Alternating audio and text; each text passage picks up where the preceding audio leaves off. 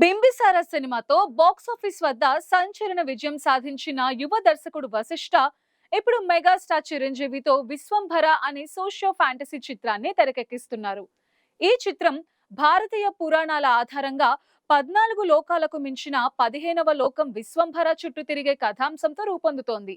ఈ లోకంలోని నాయిక కోసం హీరో చేసే అసాధారణ ప్రయాణమే కథామూలంగా ఉంటుందని వశిష్ఠ ఓ ఇంటర్వ్యూలో వెల్లడించారు. చిరంజీవిని ఇప్పటి వరకు చూడని లుక్ లో మాయాజాలంతో నిండిన ప్రపంచంలో ప్రేక్షకులకు అద్భుత అనుభవం అందించేందుకు దర్శకుడు సన్నాహాలు చేస్తున్నారు. కొద్ది రోజుల క్రితం రిలీజ్ అయిన విశ్వంభర టీజర్ కి కొంత నెగటివ్ ప్రచారం ఎదురైనప్పటికీ దాన్ని అధిగమించేందుకు టీం గట్టిగా కృషి చేస్తోంది.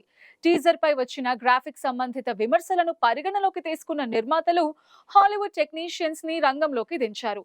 ఈ చిత్రంలో 4676 విఎఫ్ఎక్స్ షాట్స్ ఉంటాయని, గ్రాఫిక్స్ కోసం 75 కోట్లు ఖర్చు చేస్తున్నట్టు వశిష్ఠ వెల్లడించారు. ఇది భారతీయ సినిమాగా చరిత్రలో అత్యధిక విఎఫ్ఎక్స్ పనితనం కలిగిన ప్రాజెక్ట్ గా నిలుస్తుందని టీం ధీమాగా ఉంది.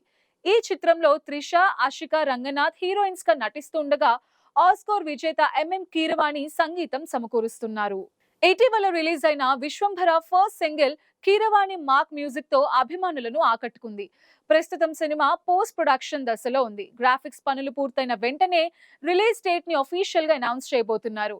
రీసెంట్ గా వశిష్ఠ ఇంట్రెస్టింగ్ కామెంట్స్ చేశారు.